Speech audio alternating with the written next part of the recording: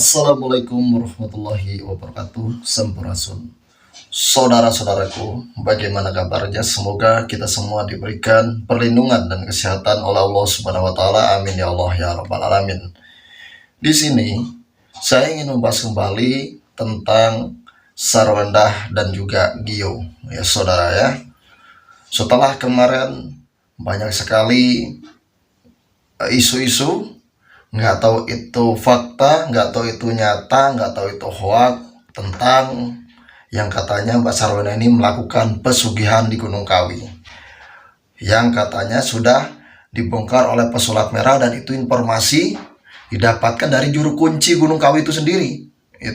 Nah, sekarang ada beberapa deretan artis yang mengomentari tingkah laku Sarwendah dan juga Sargio, saudara. Walaupun kita tahu ya bagaimana tingkah mereka berdua. Nah, ini ada beberapa deretan artis yang mengomentari tingkah mereka. Sudah tidak usah berlama-lama, kita lihat bagaimana cuplikan video dari artis-artis papan atas yang ada di Indonesia yang mengomentari tingkah laku Sarwendah dan juga Sargio. Ini dia cuplikan videonya.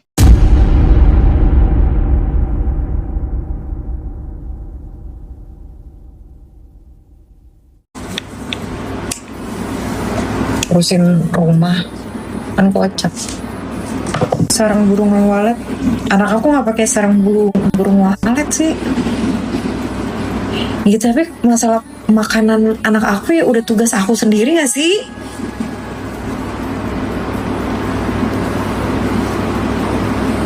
Uang supir emang udah tugas aku sendiri, uang listrik, uang sampah itu udah tugas aku sendiri. Ngapain lagi masih minta sama mantan, kocak?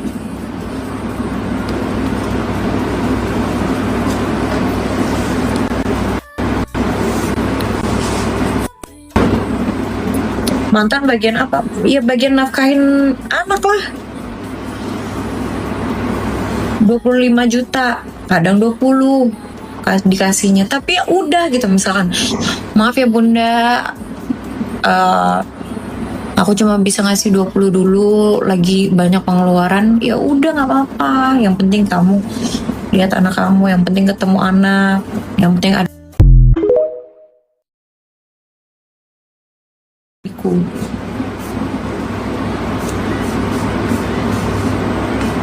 Jangan sampai kehilangan figur bapak, begitu aja.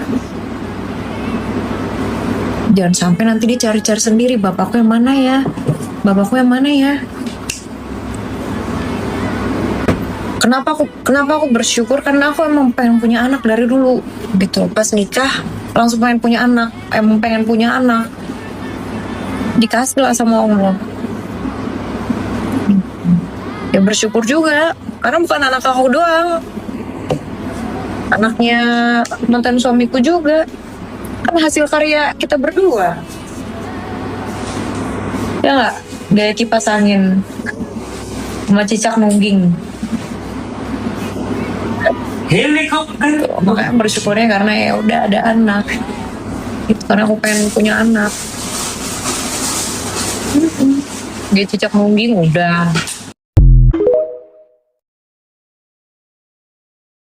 Pokoknya mulai bulan depan ya, bulanan gue itu harus 200 juta ya, 250 juta ya kan. Lu CEO udah tuh, gue pakein filter mirip ini CEO tuh, CEO panjangannya si Edo ya, 250 juta ya.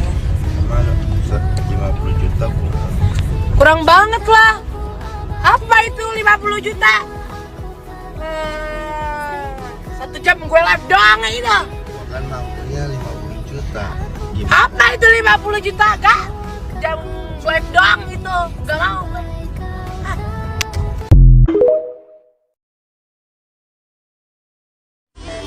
Apa? 200 juta per bulan? Tinggal sedikit. Aduh, gue juga mau. Tuh kan, nikah sama gue aja yuk.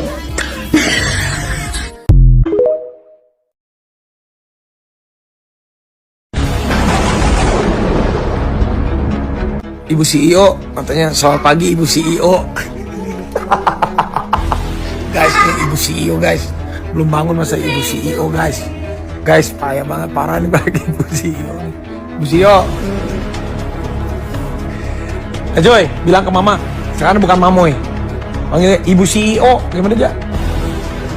Ibu CEO gitu, gimana aja? Apa?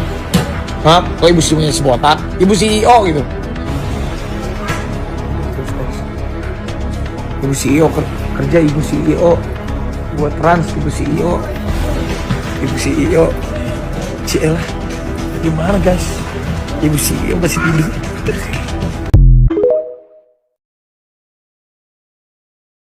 Ayo besti-besti, di sini siapa yang ikutan emotion dengan berita yang lagi ramai sekarang, Sarwenda dan Ruben Onsu. Sebenarnya aku jarang banget ini mau komentari kehidupan selebritis, tapi kali ini ikutan gemes banget. Apalagi ngeliat kutipan video yang Sarwenda ngomong kayak gini, gue gak butuh duit 200 juta lo. Hah? Yang ngomong kayak gini. Gue tanya, di sini siapa yang tahu Sarwenda semenjak dia nikah sama Ruben? Ini nih pentingnya tahu diri, harusnya sadar diri. Lu bisa kayak gitu tuh karena siapa, weh? Gak ada yang tahu lu kalau bukan karena Ruben. Lu bayangin Ruben dulu kerja banting tulang sampai dia pucat pasi. Gue sering memperhatikan dulu Ruben. Ruben sebanting tulang ini ya kerja buat keluarganya. Itu karena apa? Karena dia laki, bos. Itu menunjukkan kalau dia manly. Bukan cuma modal rambut klimis, diam sambil live. Enggak. Itu dia kerja. Lu bisa punya rumah gede yang sekarang lu lagi pakai live cari duit sama cowok baru lu. Kalau emang laki lu CEO, suruh bikin rumah baru tuh pakai live. Terus ini yang paling bikin gue gedek banget adalah dia ngatain syong. Gue kasih tahu kalau misalkan dia memang syong, gimana lu bisa cetak anak kedua gitu. Dan lo hidup itu bukan seminggu 2 minggu loh, bertahun-tahun. Kok lu bisa? Maksudnya apa gitu? Coba klarifikasi dulu. Singeling, Cece, Cici, kamu bukan siapa-siapa. Gak ada yang tahu kamu kalau bukan Ruben. Ini kalian perempuan-perempuan ya, pentingnya sadar diri dan tahu diri. Gue juga gak butuh duit lu anjing. Pokoknya aduh eta keur viral video si Sarwenda eta ngagogoreng Ruben. Gusti cek urang mah cik atuh bersyukur gitu tas seetik mah jadi jelema teh. Da ayeuna manehna nyebutkeun ku gak butuh 200 juta. Bohong anjir, awewe ngaranna tong boro 200 juta. Bener da. Kumanya asalna mah teh yang komen lah kena video ieu, cuman asa ayo liwat wae gitu kana FYP teh. Urang mah ieu baheula boga budak anu kahiji tah kan pisah jeung bapana. Salila salah pantang baheula ieu mah nya me ayeuna mah geus sadar meureun ayeuna mah bapa budakna. Baheula salila 8 tahun bapak budak sugan aya inget teu naon pernah eta ge meureun sabaraha kali meureun salila 8 tahun teu ngaleungitkeun. Dibere baju seragam meureunan, dibere baju lebaran meureunan. Sakitu henteu biaya sapopoina mah henteu. Tapi urang mah teu pernah kitu kayak ka budak ulah panggih jeung bapana henteu. Ieu mah aduh geus mah dibere duit 200 juta sabulan panggih jeung bapana jeung budakna ulah ayeuna digogoreng bapana nya disebut encongna ari sia teu neuleu ti baheula sakitu dikopoe ti baheula meureunan kekeupan ti baheula teh kesel guys. Sarwenda mah dibere 200 juta sabulan embungeun. Urang mah dibere sapoe 50.000 ge hudang subuh sare engke peuting. Sare peuting hudang deui subuh. Ku urang mah dileukeunan, tapi lamun urang menang 200 juta sabulan, mentak berenanya disugemakeun ku urang eta salaki. Sarwenda si pacar CEO yang gak butuh uang 200 juta minta maaf. Kalau kata netizen sih ya, dia minta maaf bukan karena menyesal atau karena sadar atas kesalahannya, tapi karena takut cancel kultur, takut dagangan yang gak laku, takut gak ada yang nonton live-nya. Bahwa kata-kata saya tersebut tidak menunjukkan kebaikan maupun kerendahan hati. Hal-hal yang seharusnya cukup diselesaikan di ruang lebih tenang, kini turut menyita perhatian dan energi dari banyak pihak. Oleh karena itu, saya minta maaf dari lubuk hati saya kepada semuanya. Saya minta maaf atas video yang beredar tersebut dan terhadap semua yang telah terdampak oleh karena hal tersebut. Bisa dibilang dia yang bikin rame sendiri ya, yang bikin gaduh dengan kata-katanya yang cukup arogan itu dan diduga merendahkan mantan suaminya, yaitu Ruben Onsu. Tapi di dalam permintaan maaf yang gercep itu, tidak disebutkan nama Ruben Onsu. Kenapa? Apakah tidak merasa bersalah atau memang merasa tidak perlu meminta maaf? Padahal ya menurut Ruben Onsu dia ini dulu dipungut dari lumpur loh sama Ruben Onsu. Tapi kenapa sekarang jadi begini? Apakah karena sudah menjadi pacarnya CEO? Atau gimana? Atau memang karena sekarang mah sudah glowing? Tapi mungkin karena dia manusia ya, jadi udah gak aneh kalau misalkan lupa daratan. Apalagi kalau misalkan di sisi digigirnya banyak jin dasim yang mempengaruhi pikiran dan lain sebagainya. Tapi entah ya kalau misalkan dia menyampaikan permintaan maafnya secara langsung dan tertutup gitu, tidak dipublikasikan. Tidak tahu kalau masalah itu mah, mungkin mereka akan menyelesaikannya secara kekeluargaan, meskipun mereka bukan keluarga lagi. Kok butuh duit lu kambing? Hari gini 200 juta per bulan. Hah, lu pikir sekolah anak, les anak, belum jajan gue, makan anak, makan gue. Jajan gue tuh banyak tau, figur, kopi, blister, secret, banyak. Jadi 200 juta per bulan lu pikir mau lah gue? Gila lu, in this economy gitu, anjir. Coba siapa yang bisa ngasih gue provider di luar itu yang bisa ngasih 200 juta per bulan? DM.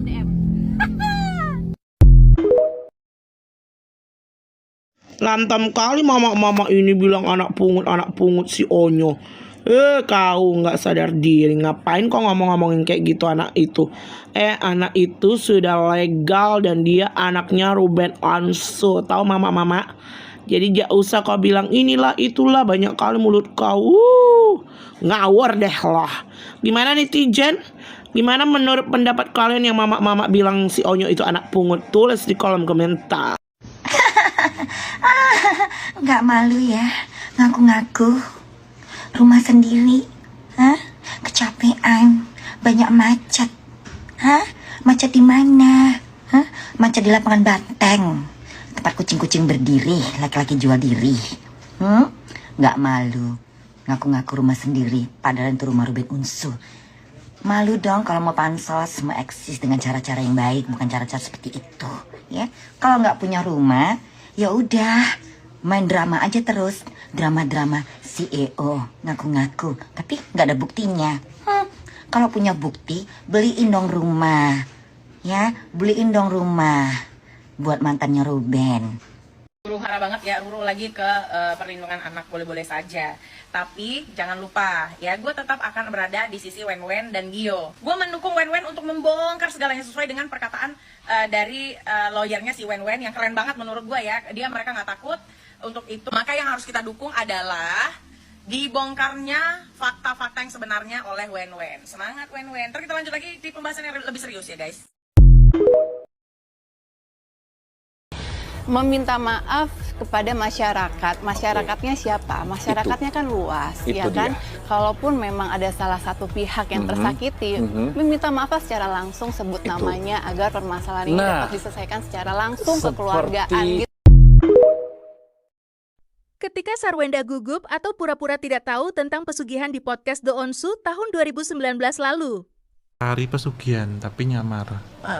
Pesugihan itu apa? Jadi ini Mbak, kalau pesugihan itu salah satu cara menjadi kaya tapi dengan jalan pintas, bekerja sama dengan jin ataupun makhluk astral. Oke. Di situ ada seperti kesepakatan, tujuannya nanti untuk kekayaan tertentu gitu, dengan media makhluk astral di situ. Maksudnya gimana? Kita dikasih, misalnya, ini sosoknya nggak kelihatan, terus kita dikasih duit asli yang bisa dipakai gitu. Tapi di situ pakai perantara, jadi pakai paranormal untuk menjadi mediator di situ. Suruh nanti bawa sesaji sama ubur rampe. Ubur rampe apa? Yang ngerti, yang biasa nyiapin segala sesuatunya kalau dia mau ritual kan aku.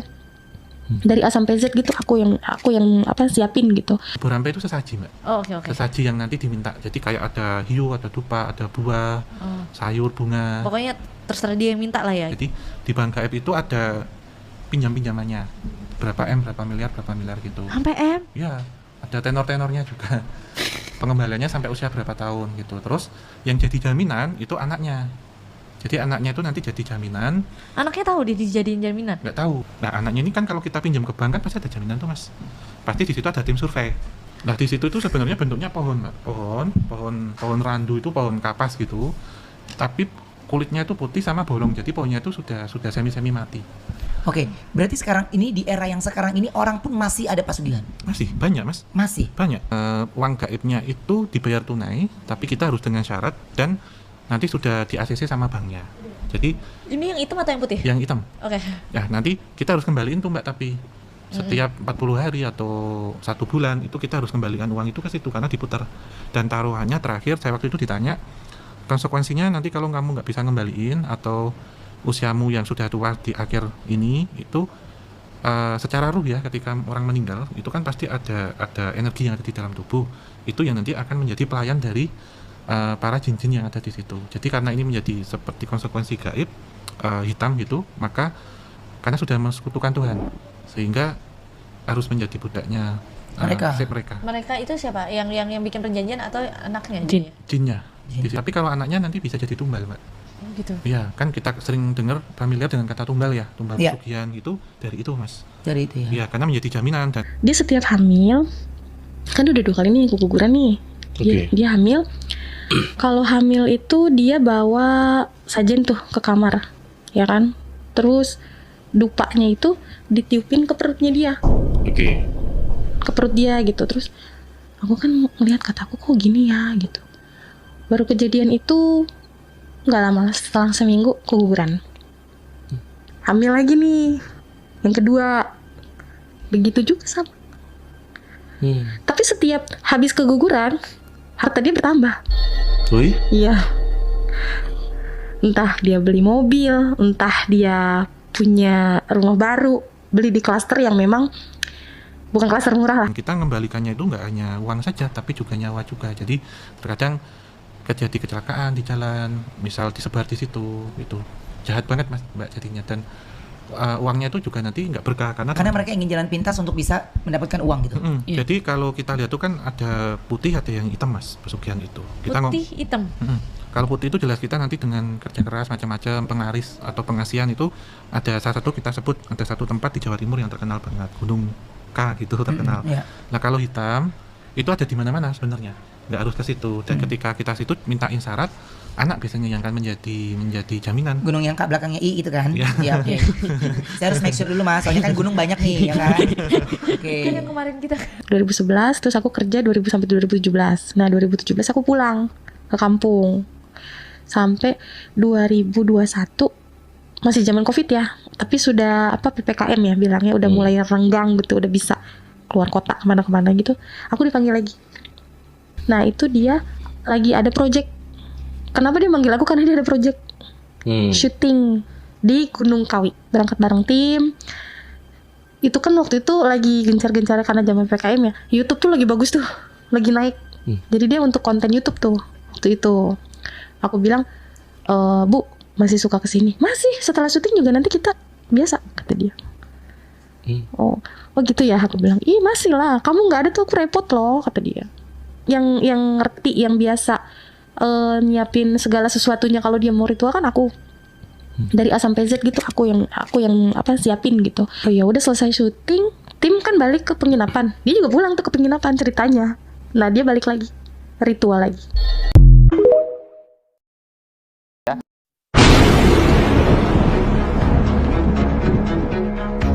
Kenapa sih pada ribut-ribut? Malu tuh sama tetangga. Ibu, mereka Bu nggak mau biayain kita sekolah. Bicara seperti itu ya sama adik kamu. Ya nggak Bu. Kamu juga. Bu, bukan saya nggak mau bantu. Ntar saya kasih duit buat kuliah. Ntar uangnya dipakai nonton sama pacarnya.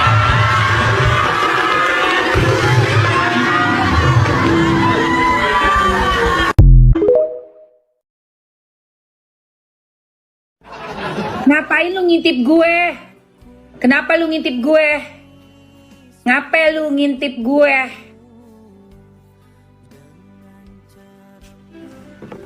Situ oke ngintip gue.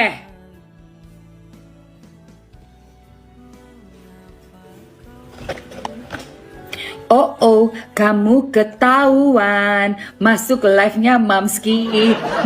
Ngintip Mamski.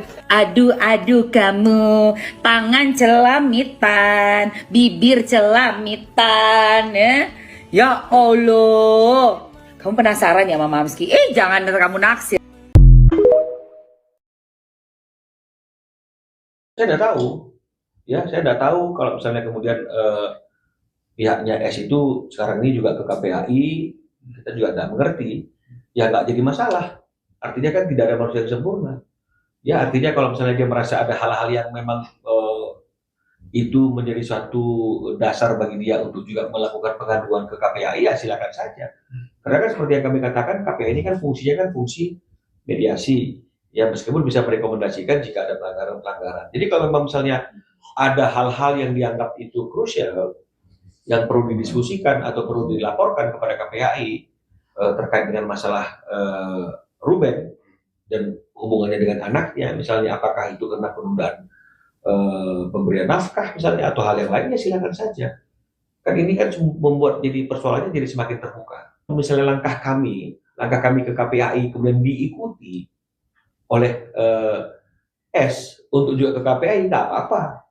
Berarti artinya kami adalah leader untuk berani mengangkat masalah ini ke KPAI. Kalau kemudian misalnya di belakang kami ada follower yang juga ingin juga menyampaikan sesuatu kepada KPAI, ya silakan saja. Kan itu lembaga negara yang siapapun boleh mengadu ke situ. Tapi kalau memang misalnya kemudian pengadu dan teradu, kemudian dalam posisi yang lain ini juga mengadu dan ini teradu, ini kan akan lebih semakin konkret kan, untuk mencari solusinya. Tapi sebenarnya kan kalau memang kita ingin membuat masalah ini menjadi selesai dengan tenang, harusnya kan cukup sederhana, hanya memberikan waktu bagi Ruben untuk bertemu dengan anaknya, selesai.